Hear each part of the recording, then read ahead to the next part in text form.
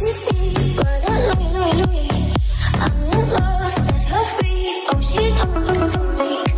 les potes, yo tout le monde, c'est Isma, j'espère que vous allez bien. On se retrouve aujourd'hui pour une nouvelle vidéo, mais d'abord, je publie cette vidéo le 24 décembre, donc joyeux réveillon à tous ceux qui la regardent aujourd'hui. Joyeux Noël pour ceux qui la regardent demain et passez de bonnes fêtes pour ceux qui la regardent plus tard, ou enfin bref, vous avez capté. Profitez de vos proches, tout ça. Donc aujourd'hui, belle petite vidéo. On va parler non pas du match contre Nantes et la victoire 1-0, on va parler plus globalement de la première partie de saison. On fera le bilan de cette première échéance des quelques premiers mois pas très bon de l'Olympique Lyonnais, on va pas se mytho, on parlera de la Super League et du Mercato aussi.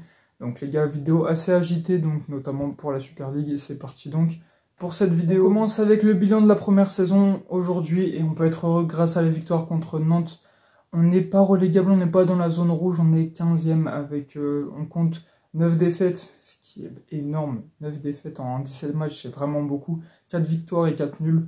Donc on s'est un peu rattrapé vers la fin, donc on va commencer par les petites stats.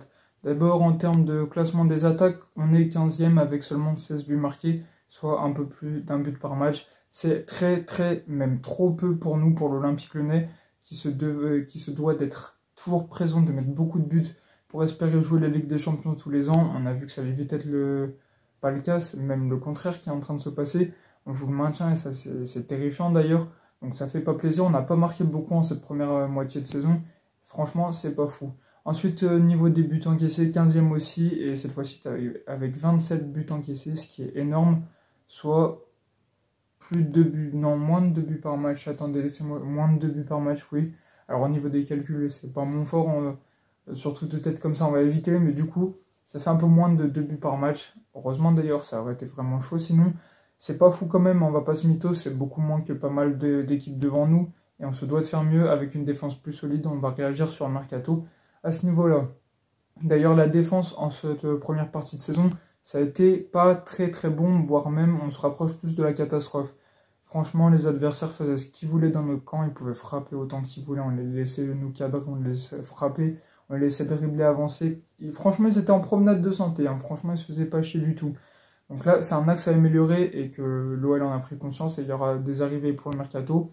Luca Perry et Adrielson qui sont presque là officiellement, ça devrait pas tarder, donc ça je ne dirai pas pour le mercato, je viens de le dire, mais vous avez capté. Ce sera pour bientôt, d'ailleurs, on en reparlera de Luca Perry après. Du coup, j'en étais à la défense. La défense, Lovren, ça a été assez compliqué en ce début de saison, avec notamment de nombreuses blessures. Il y a les Thatcher qui, à part les 2 derniers matchs, le néant, on va pas se mytho, Diomandé catastrophique. On a même dû souvent mettre Mata dans l'axe pour pallier les problèmes défensifs et malheureusement Mata qui est plus latéral, c'est pas son meilleur poste, même si c'était mieux que ce qu'on pouvait proposer avec d'autres joueurs, on va pas se mytho. Donc la défense, on a été vraiment mauvais, je trouve que dans les animations défensives, on n'a jamais su contrer les attaques adverses qui jouaient en bloc haut comme les grosses équipes ou même contre les blocs bas. On l'a encore vu contre Nantes, qu'on prenait assez l'eau. On va prendre cet exemple de Nantes, même si on a gagné, on les laissait frapper. Franchement, ils venaient dans notre camp, ils se promenaient tranquilles, ils frappaient. Ils ont été mauvais en termes de frappe, presque pas de frappe cadrée dans le match jusqu'à au moins la 60e, il n'y en avait aucune qui était cadrée. Ça, c'est de leur faute. Mais par contre, ils ont beaucoup frappé, ils ont frappé énormément même. Donc ça, c'est assez problématique parce que c'est en frappant qu'on se prend des buts, évidemment. Et du coup, il faut pallier ça et justement mieux cadrer, mieux défendre. Enfin bref, on va pas partir sur des schémas tactiques de défense. Là, on n'a pas les outils à l'appui. Mais on pourrait se lancer dans 2-3 petites thèses là-dessus. Ça peut être amusant, les gars. Milieu de terrain maintenant, milieu de terrain.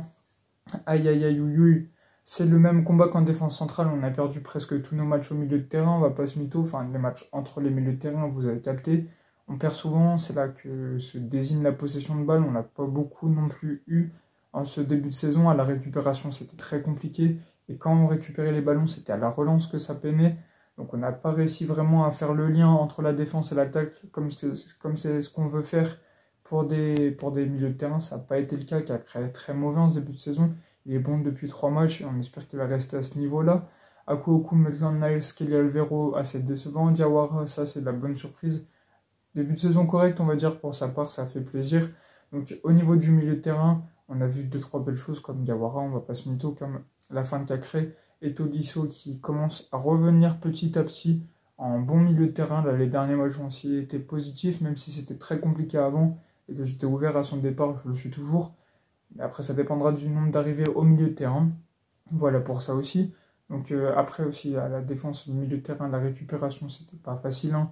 Là, je viens de parler du Lyon offensif, mais défensivement, c'était pas mieux, hein. C'était pas digne d'un milieu de terrain, on va pas se mytho.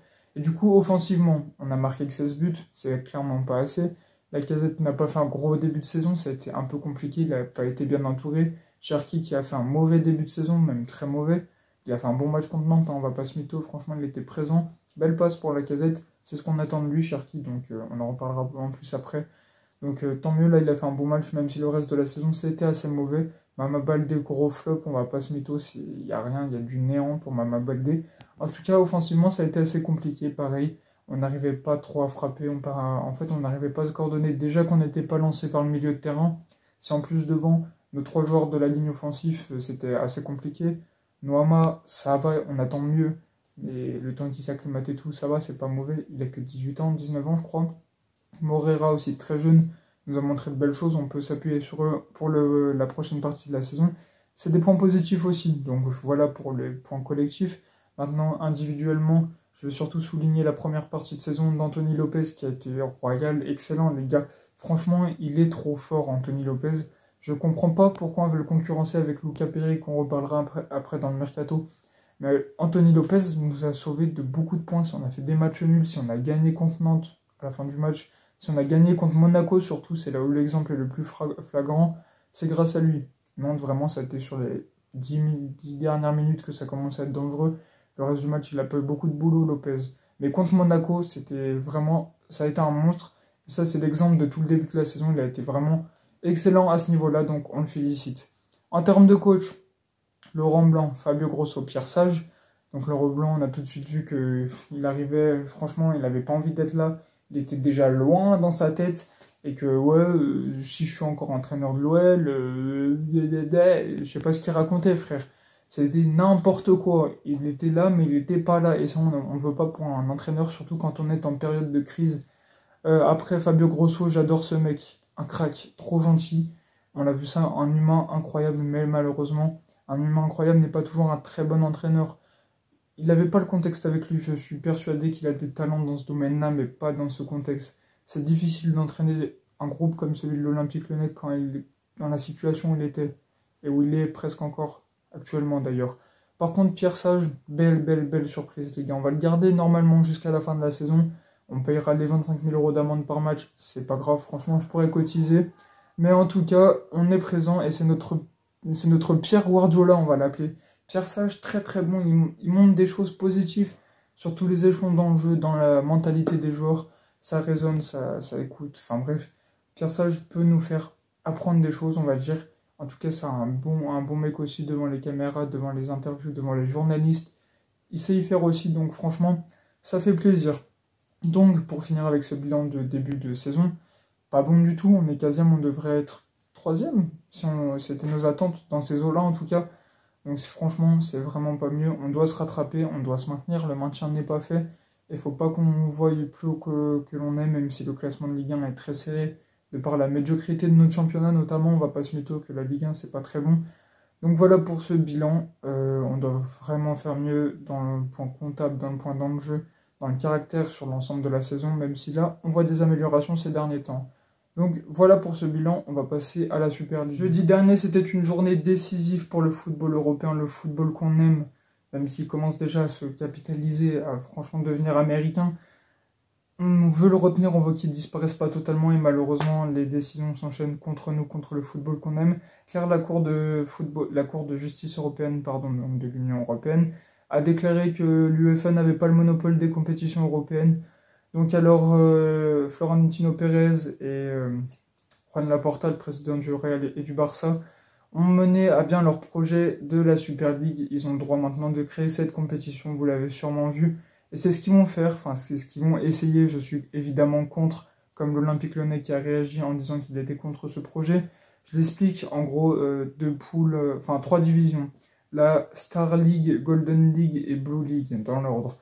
En gros, la Star League, la Golden League, donc les 2 premières divisions, 2 poules de 8 équipes, 7 matchs à domicile, 7 matchs à l'extérieur, puis des finales avec un tableau, quart de finale, demi-finale, et un autre tableau pour les relégations, si j'ai bien compris.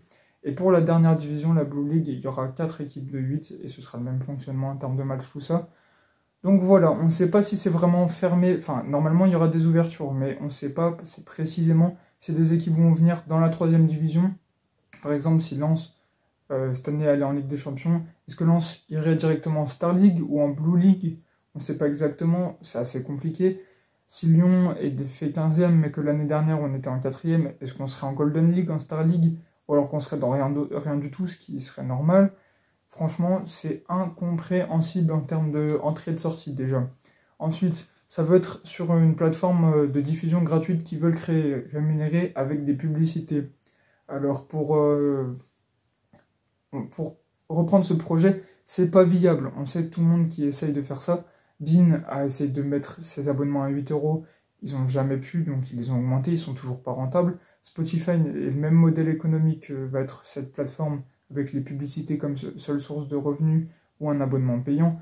Ils sont toujours pas dans le bénéfice, ils sont pas dans le positif. Ensuite les GAFAM, les gars, donc Google, Amazon, Facebook, c'est quoi l'autre? Ah pardon, Apple et Microsoft. Donc là ils sont pareil pas rentables, à part Microsoft qui ne s'est pas positionné dans le foot. Apple qui a les droits de la MLS n'est toujours pas rentable avec des abonnements très peu chers, ils ne sont pas rentables et après ils les ont augmentés au fil des années. Ensuite Facebook qui est présent dans l'Amérique du Sud en tant que diffuseur, pareil même modèle économique, toujours pas rentable. C'est qui d'autre? C'est merde. Amazon. Amazon, ils sont positionnés sur Roland-Garros, ils sont positionnés sur la Ligue 1, ils sont pas rentables avec des abonnements qu'ils essayent d'augmenter de chaque année. Ils vont même abandonner la Ligue 1 après. Pareil en Asie, je crois que c'est... je suis pas sûr si c'est Apple ou quelqu'un d'autre, mais il y a un des GAFAM qui se positionne sur la Liga en Chine et en Indonésie, je crois. Ils sont pas rentables non plus, avec pareil, ils veulent faire des modèles pas chers, et chaque année ils augmentent.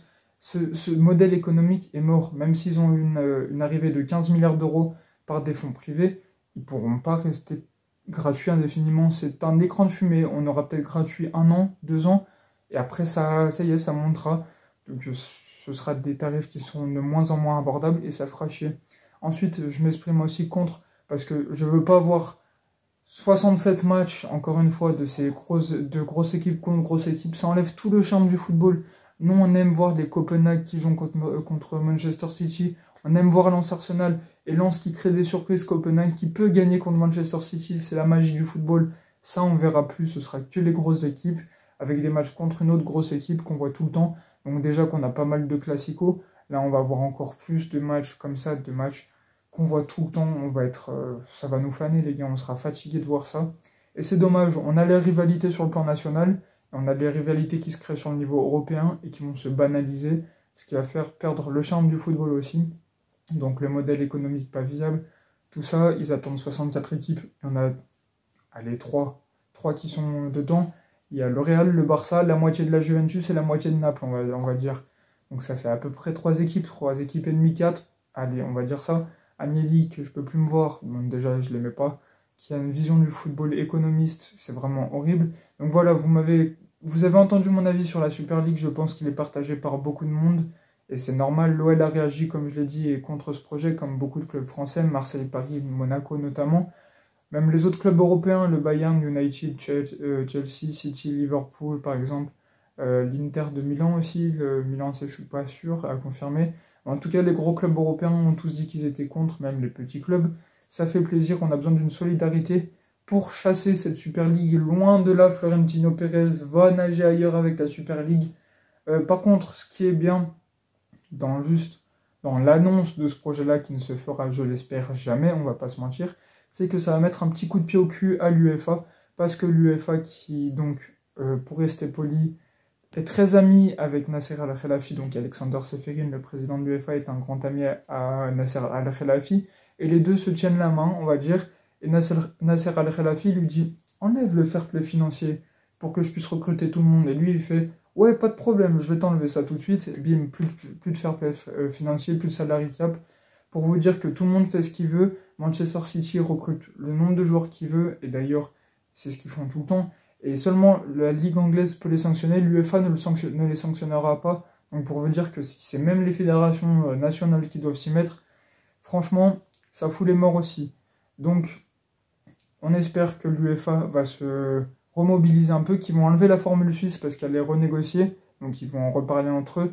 On espère qu'ils vont laisser la formule qu'on aime, qui est la formule actuelle en Champions League, et qu'ils vont enlever leur truc de Ligue de mes couilles là-bas.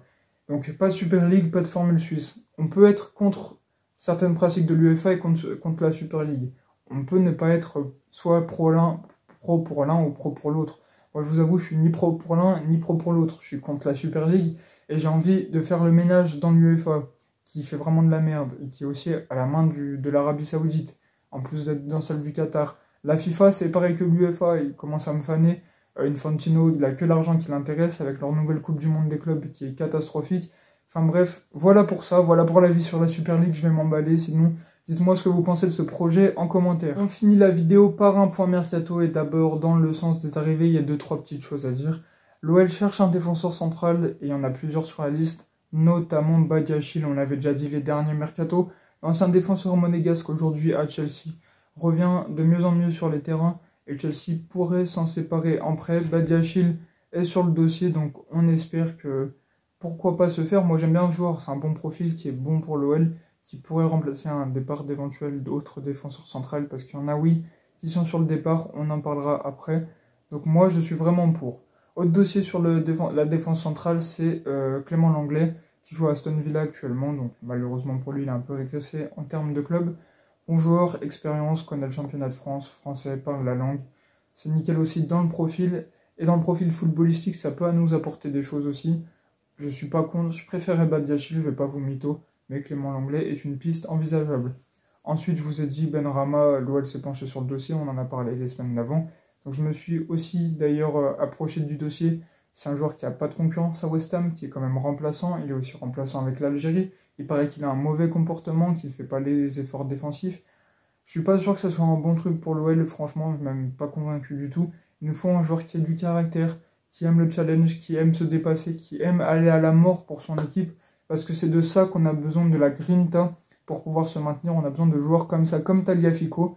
Il nous faut la même chose en ailier. Et je pense pas que Benrahma ait ce profil-là. Ensuite, l'OL s'est penché sur Krunic, on l'a dit aussi, ils ont commencé les premiers contacts. Donc l'OL s'active sur le mercato, donc aussi parce que Pierre Sage reste, et ça fait plaisir. D'ailleurs, juste petite parenthèse aussi, avant de passer sur les départs, notre défenseur central croate, Dejan Lovren, a écopé de 2 matchs de suspension. Je trouve que ça fait un peu beaucoup. Sur la faute qu'il a fait contre Nantes, il avait pris un carton rouge en fin de match. Voilà, je voulais le souligner, ça me fait un peu chier, je vais pas vous mytho. Mais bon, voilà pour ça aussi. Maintenant, sur les départs, on parle de ce même défenseur croate. S'il y a des bonnes offres, l'OL le laisserait partir. Je ne suis pas contre parce qu'il ne fait pas un bon début de saison, mais après, je pense qu'il a un très bon caractère pour l'Olympique Lyonnais. En termes de niveau de jeu, c'est pas toujours ça, mais il le compense avec son comportement, son caractère. C'est un vrai leader, un taulier du vestiaire. Il nous en faut beaucoup, et si on peut le garder pour ça, je ne serais vraiment pas contre. Je suis un peu mitigé à l'idée de le vendre. Autre départ, ce qui me dérange un peu moins, Tino Kadewere qui est laissé sur le côté, Mama Baldé qui fait vraiment un début de saison catastrophique, on va pas se mytho, et qui est vraiment pas le bon joueur, et on n'a pas le temps d'avoir le temps justement pour lui accorder quelques mois pour s'acclimater, on n'a pas le temps, là c'est l'urgence absolue, et on est obligé de vendre parce qu'il faut qu'on recrute de bons joueurs. Skelly Alvero pourrait être aussi vendu, un peu plus dommage pour lui, on sent qu'il a du potentiel, mais pareil, on n'a pas le temps pour lui laisser du temps, c'est compliqué. Donc s'il faut vendre, on vendra s'il y a une offre satisfaisante. Maitland-Niles, c'est pareil, il jouait un petit peu latéral à Arsenal, il joue milieu maintenant, principalement à l'Olympique Lyonnais. Donc on l'a vu assez muet sur ce début de saison, à voir si c'est le temps qui s'acclimate. Mais malheureusement, c'est les mêmes choses pour tous les autres joueurs. On ne peut pas leur laisser le temps de s'accorder, c'est assez compliqué. On est dans l'urgence, on doit se maintenir. Il faut avec des joueurs qui soient bons et bons dès maintenant. On n'a pas le temps de les voir être nuls pendant quelques semaines, quelques mois, c'est pas possible. Voilà pour ça. Cherki aussi est annoncé du côté du départ, sauf qu'il veut rester à l'Olympique Lyonnais, et ça fait plaisir aussi. On doit garder Cherki parce que lui, on doit lui donner le temps. Lui, c'est pas pareil que les autres. On sent le potentiel de fou qu'il a, et il peut apporter des choses à l'OL, même s'il a fait un mauvais début de saison. Et ça a été assez compliqué pour lui aussi. Voilà pour les départs, je crois avoir fait le tour, si je dis pas de bêtises. Ouais, il me semble que j'ai tout dit. Dites-moi votre avis sur les profils de départ et d'arrivée, j'ai hâte de lire ça. On se retrouve la semaine prochaine pour une nouvelle vidéo. N'hésitez pas à liker, à commenter et à vous abonner. On se laisse sur une petite citation de Bartruza, animateur de l'Olympique de OLTV, ancien journaliste. Donc l'Olympique Lyonnais est une formidable raison d'exister. Ciao ciao les gars.